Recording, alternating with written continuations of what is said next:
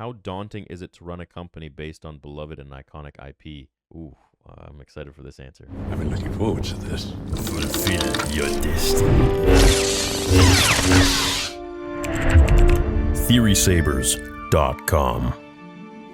Half an hour before we went live yesterday on the Nerd Theory reunion with Josh and Stoops and Dash, Kathleen Kennedy released a statement on Deadline, basically talking about how she's not leaving. Thank you for destroying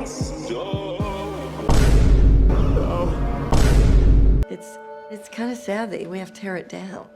That's the thing about movies. I'm always like, really? We built this amazing thing and now we have to tear it down?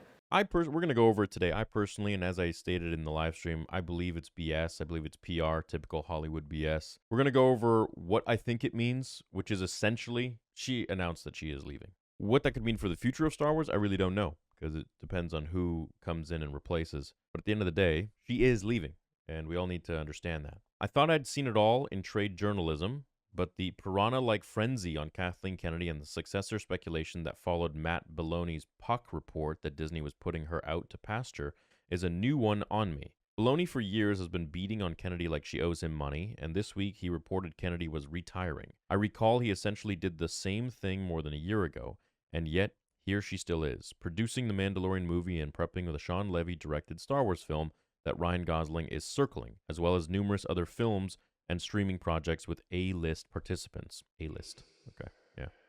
Because that's really what we need in Star Wars, A-list, right? We really need Ryan Gosling in Star Wars. Nothing against Ryan Gosling. I've been a fan of him since Breaker High. But that's not what Star Wars needs. Star Wars needs vision. They need somebody who cares, someone who understands the stories. It sounds like a broken record. According to insiders, Kennedy has been working on a succession plan for a couple years, eyeing candidates from within a process. And I would be remiss if I did not reiterate what someone from the stream said. Can't remember who it was. That Leslie Headland could have possibly been the stand-in for Kathleen Kennedy once she steps out. I think it's canon that R2-D2 is a lesbian. What? I would probably... If you'll excuse me. Another happy landing. I would probably walk away from the brand entirely. Like, I'd still have the channel. I would just literally completely focus on everything that George did. She's been looking for a successor, essentially is what they are confirming, which literally means that she knows that she is stepping out as of a few years ago, where she has been looking for someone to take her place. Do you ever hear the tragedy of Kathleen Kennedy? And she's been eyeing who this is going to be. And I'm thinking she's probably going to land on either Dave Filoni or Jon Favreau and Dave Filoni. I must have liked him because he got hired. Because I don't think anyone else knows the brand. Listen to this. Knows the brand as well as they do in her mind. Right? She doesn't know anything about Star Wars. Clearly. She doesn't even know we have source material. We don't have source material. No. You know when you don't know much about, let's say, geology, and there's that kid who reads a whole bunch of geology books. I'm not saying that's Dave Filoni. To you, who knows nothing about rocks and stones and the earth, this kid is like a genius and knows everything about it. That's, to her, probably what Dave Filoni is, where she's like, this guy knows exactly what needs to be done. The fans love him. George loves him. So it's probably going to be best in his control. That is my thinking. I personally think that it's going to be the best in the hands of Jon Favreau, with Dave Filoni helping when it comes to lore, characters, this, that, and the other thing. My trust in Dave Filoni has kind of been shaken, and it's really upsetting me to say that, but I kind of have to face the music. Really, after The Acolyte, I have a really hard time continuing to fight for him and endorse him, and it's just what was that decision with Ahsoka at the end there? What's going on with Mando 3? What's going on with Book of Boba Fett? How did he allow The Acolyte to even be a thing, to even happen? How did he even greenlight Plagueis to be put in there? And apparently he did greenlight it, from what Leslie Headland was saying, essentially making him the scapegoat. I don't know what to say. I admire Filoni's hustle and ability to turn over hard ground, but his penchant for defining industry people like Kennedy in disparaging ways, well, I just don't understand that. I didn't appreciate it when Deadline founder Nikki Fink did it here, and it feels like the appetite for Schadenfreude is nowhere near as high now. Kennedy would seem an unlikely target for ire in good times or bad, 13 years into her run steering Lucasfilm, has done much with the challenge of trying to broaden George Lucas's Star Wars vision after Disney bought it from him for $4 billion in cash and stock in 2012. It's a challenge Amazon now will try with James Bond after purchasing creative. How much did Disney pay Deadline for this article? We need to get this out ASAP before Nerd Theory. Execute Order 66. Crazy, man. This guy's just glazing the shit out of her. Only money. I really question what anyone would be able to argue when it comes to Kathleen Kennedy and her inability to control Star Wars, or even like what this dude is claiming she does, which is expand Star Wars with George's vision. Man, she's put the blinders on. She's shut the eyes of any vision whatsoever. Not only has she not allowed it to expand in any sort of vision, she has literally killed off the main characters. And if she hasn't, she's made them pathetic. That is some weak-ass bullshit. That's essentially what she's done. Kennedy arguably is the most successful female producer executive in Hollywood history. She has produced more than 70 films and have collected 120 Oscar nominations and 25 wins. And she herself was awarded the honorary Oscar with the Irving G. Thalberg Memorial. It doesn't matter. What matters at the end of the day is what she's done with the brand, okay? You're only as good as your last project, and her last project right now is The Acolyte. Well, really, it's Skeleton Crew, which didn't even land on the charts whatsoever. Despite me liking it, sorry, Matt, the woman is a first ballot Hall of Famer, not someone who deserves to be batted around like a piñata. She also deserves to own her own narrative and demystify the pseudo-drama. Deadline gave Kennedy the opportunity, Deadline, the heroes, catching her just before she headed off to be honored tonight with husband Frank Marshall at the Oscar Wilde Awards. You see the picture that they're painting? Facade of, yeah, we were able to catch her on her busy schedule as she was going off to the Oscars to be awarded. That, like, trying to essentially denounce anyone's claim against Kathleen Kennedy's horrible presidential rule over Lucasfilm and over what George created. Look, I started out this channel for years and years being super optimistic, super happy-go-lucky. I mean, I was called a shill so many times because I was so positive and I was so believing that we were literally in good hands, only to come to realize that, shit, everyone was right. We aren't in good hands. We haven't been in good hands. Once I finally realized that, it's clear as day as to what exactly is going on over there with Star Wars, with Lucasfilm, and it is no longer what it was. And I want to bring it back to that.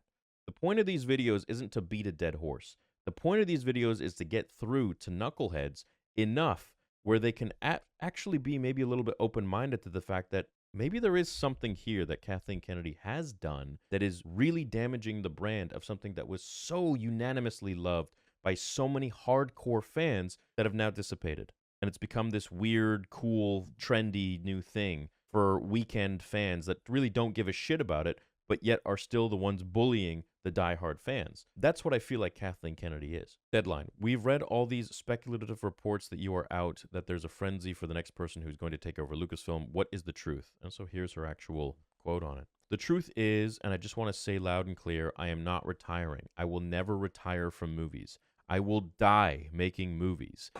What? That is the first thing that's important to say. I am not retiring. What's happening at Lucasfilm is I have been talking for quite some time with both Bob and Alan about what eventual succession might look like. Why have you been talking about that? If you're never retiring, then why would you need to talk about someone taking your place? In the name of the Galactic Senate of the Republic, you're under arrest, Chancellor. Again, bullshit.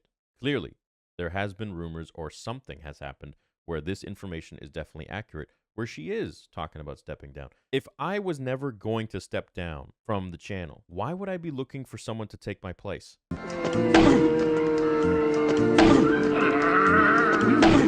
It makes no sense. So I can like oversee it in the background? Well, that means someone else is going to be making the decisions. And over time, someone else is going to be completely making the moves that I used to be making, but in their own vision. We have an amazing bunch of people here, and we have every intention of making an announcement months or a year down the road. Not really precise. We are in lockstep as to what that's going to be, and I'm continuing. I'm producing the Mandalorian movie right now, and I'm also producing Sean Levy's movie. Oh yeah, until she cancels those ones too, which is after that. So I'm continuing to stay at Lucasfilm and looking very thoroughly with Bob and Alan as to who's stepping in. So that is all underway. And we have every right to make that announcement when we want to make it. Well, yeah, of course, but do you guys ever make announcements? Now, remember what happened with the Kenobi show? It was supposed to be a trilogy, and then you basically put like a gag order on Ewan McGregor to not say anything. Why? So weird. And then you took Stuart Beattie's script, which is a beautiful trilogy that would have actually made sense and had so many fans excited and paid homage to George and these characters, and you fired him, gave the script to Joby Harold and Deborah Chow, who made it some sort of a bastardized, diluted, really horrible version of like a Frankenstein of what that script was, and you freaking stuffed it into 8 episodes. Now, so I'm continuing to stay at Lucasfilm and looking very thoroughly. Well, why are you looking very thoughtfully for a replacement if you're not stepping down? It just doesn't make any sense to me. Deadline. That you are looking within seems to give credence to what we've heard, that an exec like Chief Creative Officer Dave Filoni is in good position as he works on a Star Wars to write and direct. She says, I can't say who it is because there's just an internal process that goes on inside a large corporation and a publicly held company. As to how we go about making deals, finalizing decisions, and making announcements, there's nothing unusual about that, and we're in that process. Well, you wouldn't have announced this 5 years ago because you were still staying at Lucasfilm. But the reason you're announcing it now in a few months or a year is because you're stepping down. It's because you're going to go do other stuff. This flurry of press coverage, it sounds like chaos. What's the reality? Chaos? There has never been any chaos because we know exactly what the plan is. Oh, kind of like the sequel trilogy? Kind of like all of the shows? We do know that there are some that have been shelved. Well, they haven't been shelved. Most things haven't been shelved.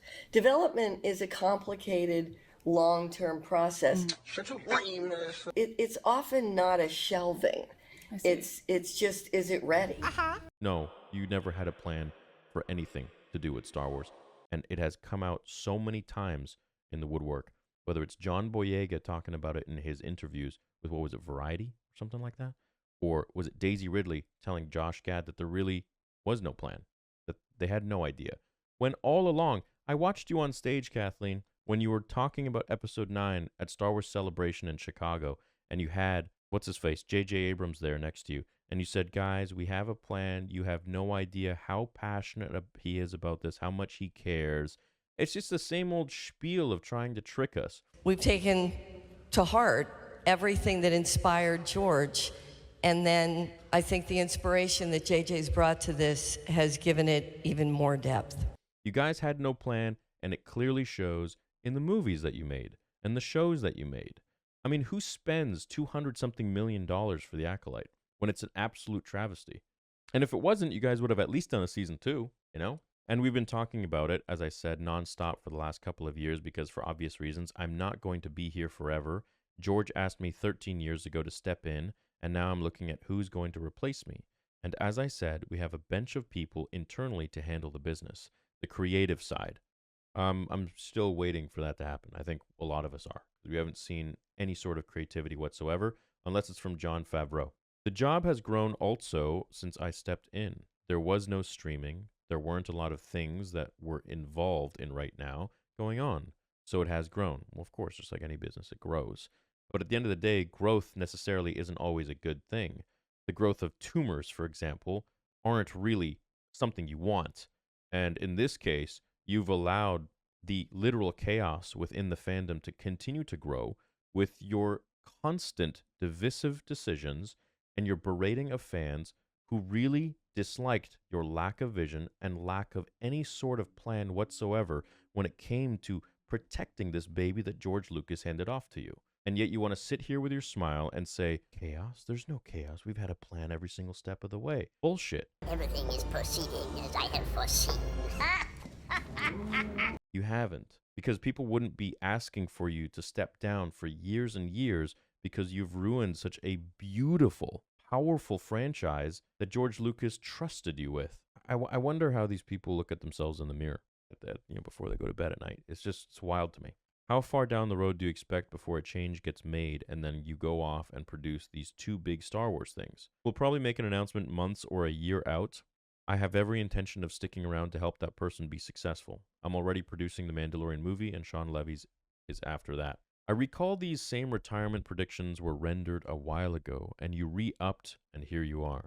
What do you make of this fixation on your job status? I truly don't know. Well, maybe it would be good to get some insight. At least you could understand why there is so much vitriol, why there are so many people that are passionate for you to step down. And any discussion previously about me retiring or quitting or any of those things, that's complete rumor mill, because through all these reports, I have just continued doing my job and continuing my contract. Yeah, and how's that going? How's the fandom? You got to think of it like Star Wars fans are your children. And why are all of your children so hateful? Why are they fighting so much? It's because you've abandoned them. It's because you've literally turned your back on one group and favored the other. And the funny thing is, you turned your back on the group that was there for you and got you this job. And that's really unfortunate. And I don't think any of us will ever forgive you for that. Not only that, but you've also made Dad go away. My only sunshine, you make me happy. Just destroyed everything, essentially. Nothing unusual. It has all just been manufactured. Yeah, the rumors were probably manufactured. I mean, I'm sure it's great clickbait. We've seen it for years and years on end where people are like, she's leaving. And every time it's a bullshit rumor. But this time it actually seems to be very credible, because even her herself, she can't dance around the fact that, yeah, she is. She's looking for a replacement, and in the next few months to a year, she's going to have it.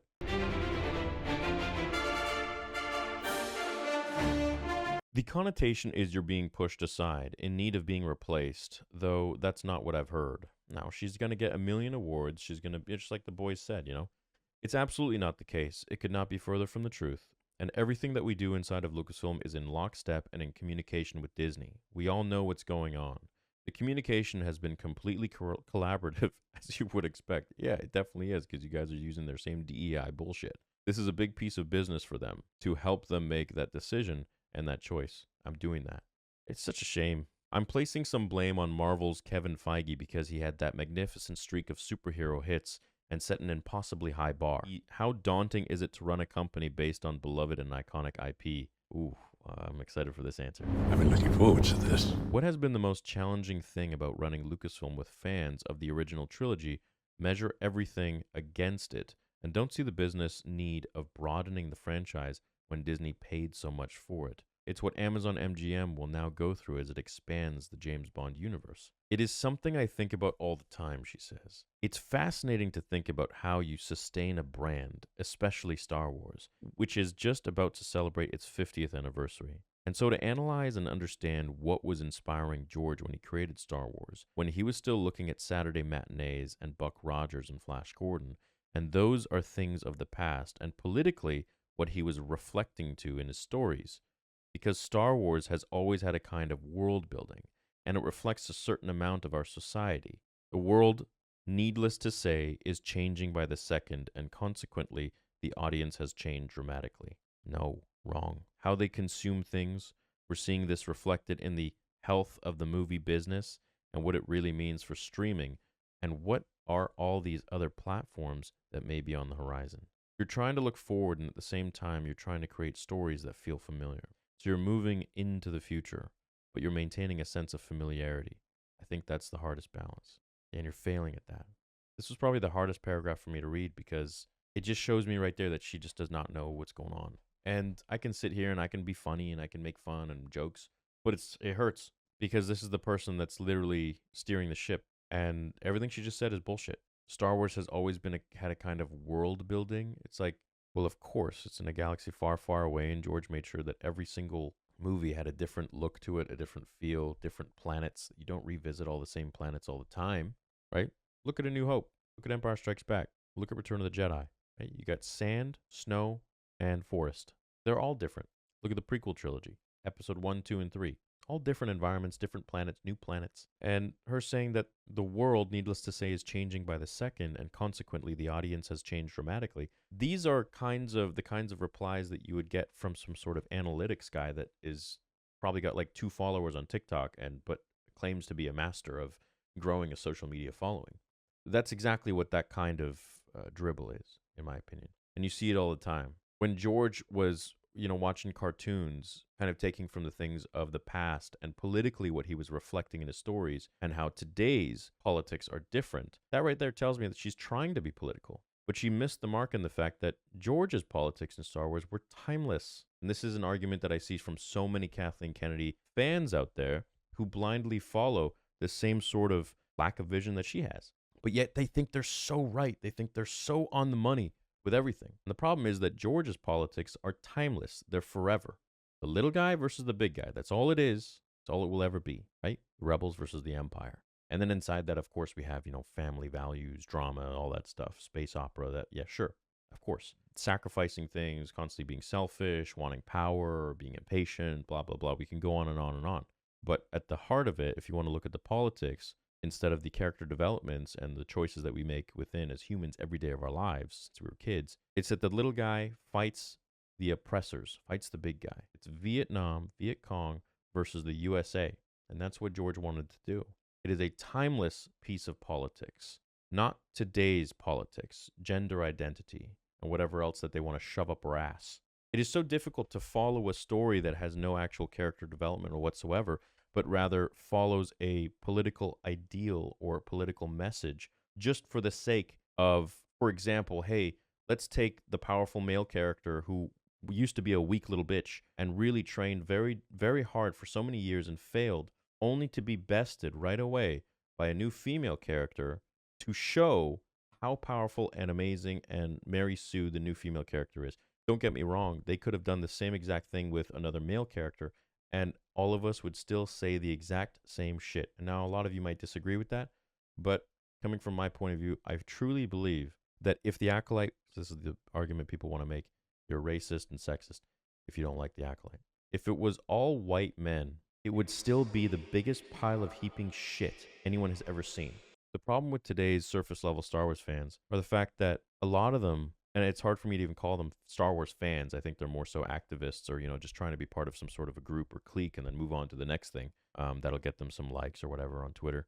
But essentially, they kind of look at things very surface level. Like if, for example, a character is black and you say, oh, I don't like that show, then you're all of a sudden a racist. If the character is a female, you say, oh, it's a shit character, all of a sudden you're a sexist. You see where I'm going with this? That's kind of how they think. And it's very difficult to try to explain logic to a person like that who has not spent the years studying Star Wars, loving Star Wars, and really feeling the magic within Star Wars and having that literally grow them up as a kid to an adult through so many of life's ups and downs where they can grab it as an anchor and be like, shit, this is my rock.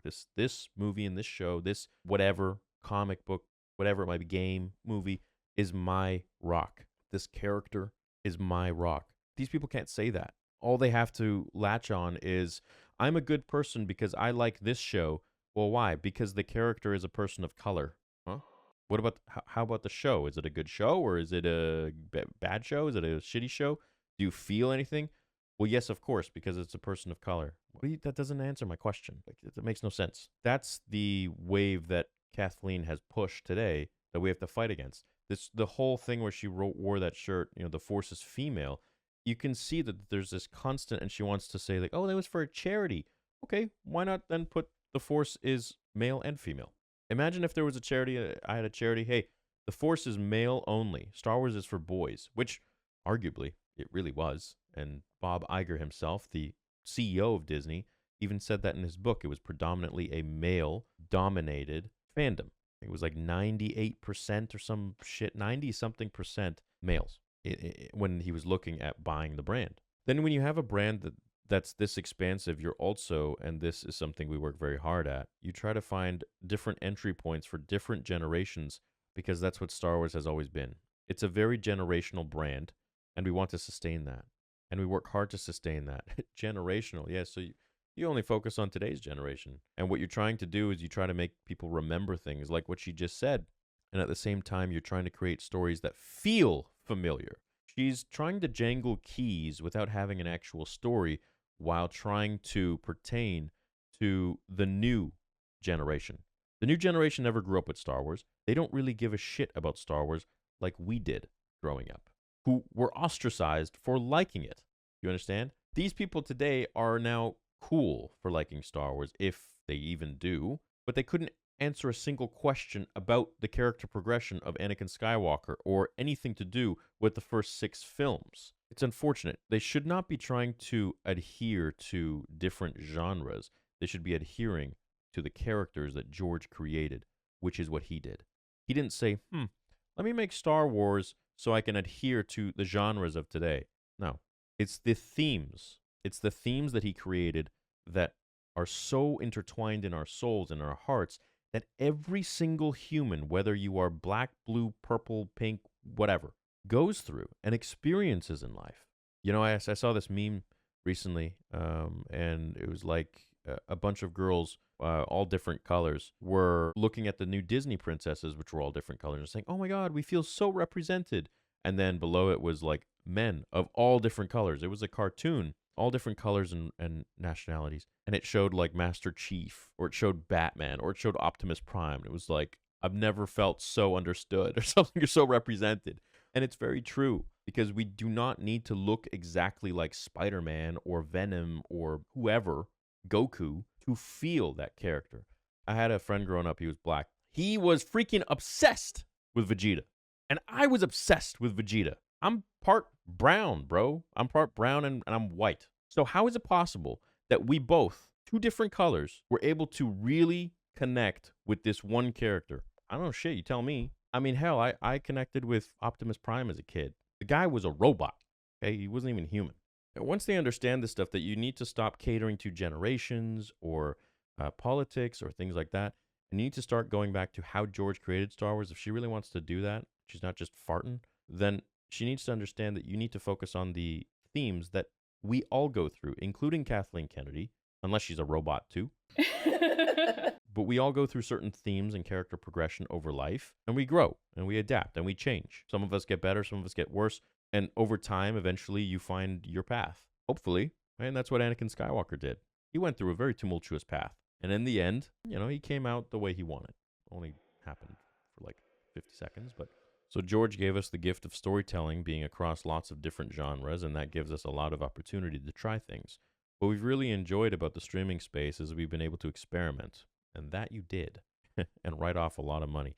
It's harder to do that in the movie space. Why? Bro, the company you guys purchased for $4 billion was only movies, okay? Like, don't tell me they bought it for Clone Wars. No, they bought it for the first 6 films. How is it harder to do that in the movie space? It's not. And now I think that's why it feels so good to be able to move into a Mandalorian movie, as we're coming off of 3 seasons of a very successful show. Well, 2 seasons, really. The third one's shit. We've actually built an audience for that, and we gave the young audience an opportunity to enter Star Wars at a different place and not feel like you have to have seen everything. Yeah, you should have seen the first 6 films. George created that opportunity. You didn't create that opportunity, Kathleen. What, because you put in a cute baby Yoda?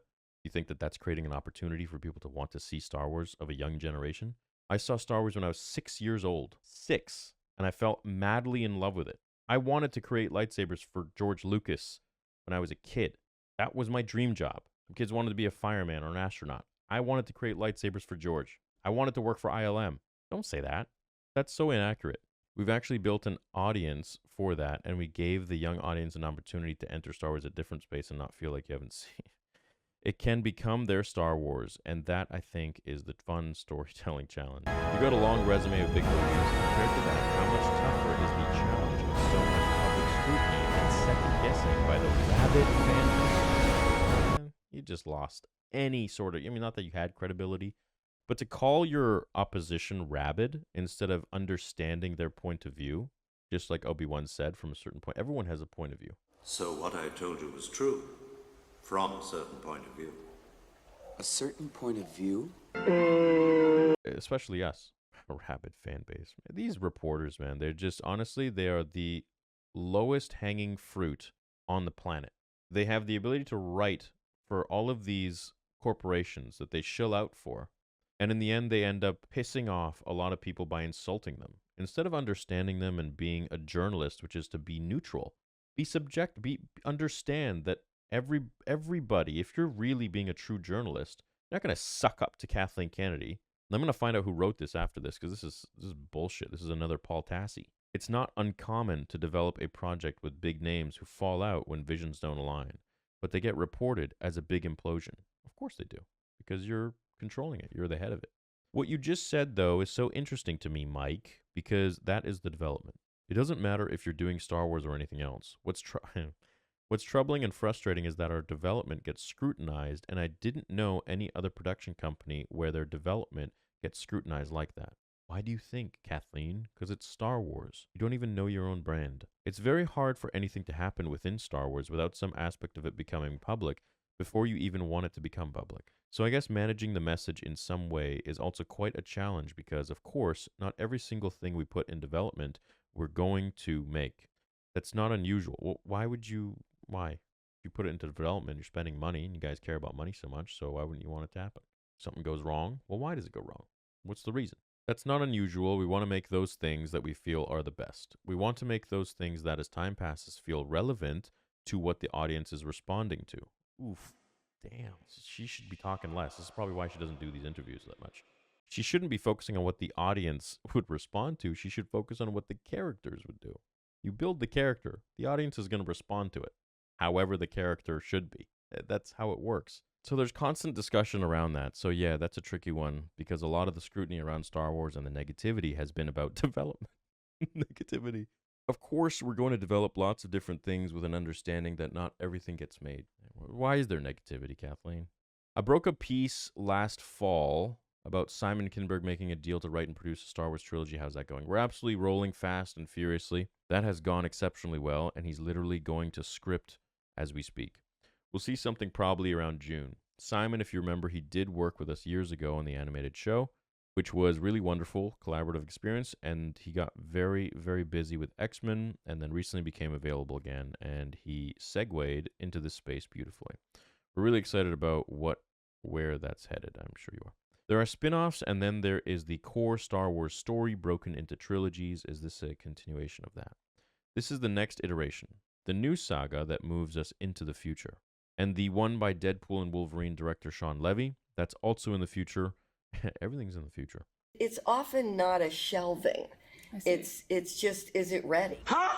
It's all post the first 9. Sean is in a standalone Star Wars story that'll take place post 9, maybe 5 or 6 years out. And Mandalorian really stands on its own because there we're dealing with a whole other era in the New Republic.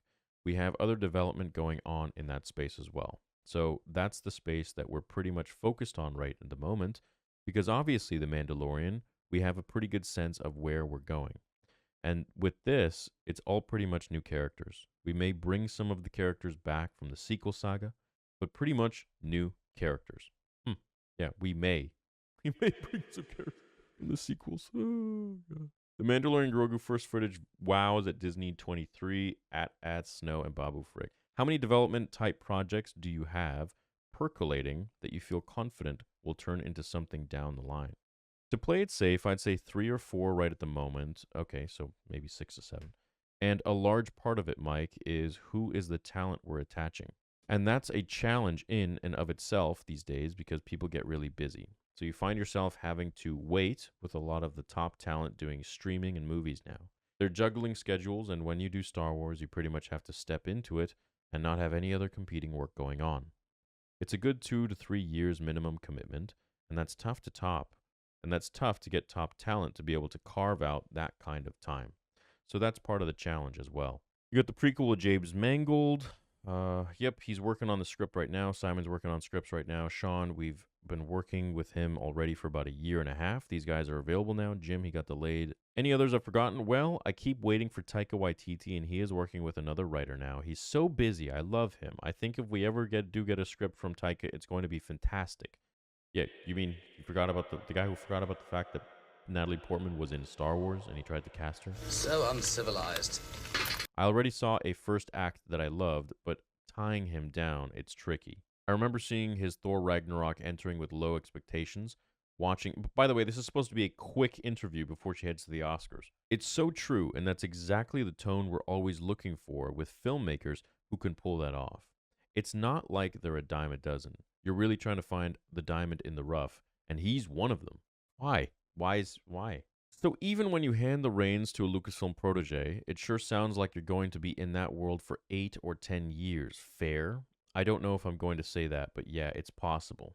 Might you also go back to working with your husband, Frank Marshall, who's doing a documentary on Barbra Streisand, another on Fleetwood Mac?